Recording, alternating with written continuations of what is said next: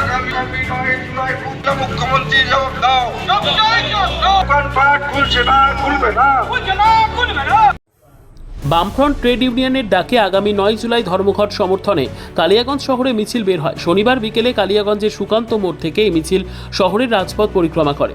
কেন্দ্রীয় সরকারের নতুন শ্রম আইন বাতিল, স্মার্ট মিটার বাতিল সমেত একাধিক ইস্যু নিয়ে সর্বভারতীয় ট্রেড ইউনিয়নগুলি 9 জুলাই ভারত বন্ধের ডাক দিয়েছে।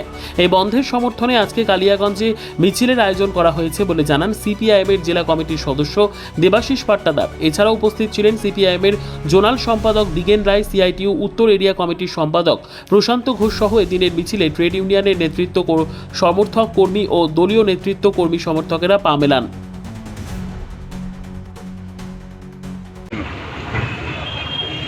আপনারা হয়তো আগেই অবগত হয়েছেন যে আমাদের 9 জুলাই কেন্দ্রীয় 10টা ট্রেড ইউনিয়ন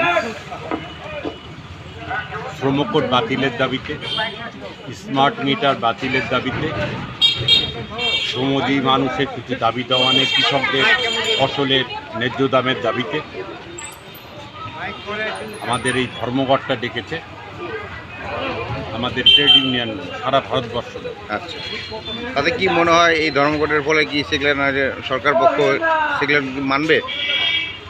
বিষয়টা হচ্ছে কি, দীর্ঘ লড়াই আন্দোলনের মধ্য দিয়ে বামপন্থীদের সমস্ত দাবি দাওয়া আদায় করতে হবে।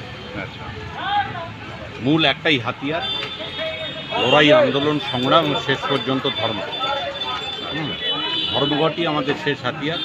যদি না মানে আবার নতুন করে পদক্ষেপ নেওয়া হবে লড়াই আন্দোলনের। আজকে এখানে কি আপনারা আমরা ওই ধর্মঘটের প্রচারে মিছিলটা। ব্যুরো রিপোর্ট, উত্তর বাংলা সংবাদ।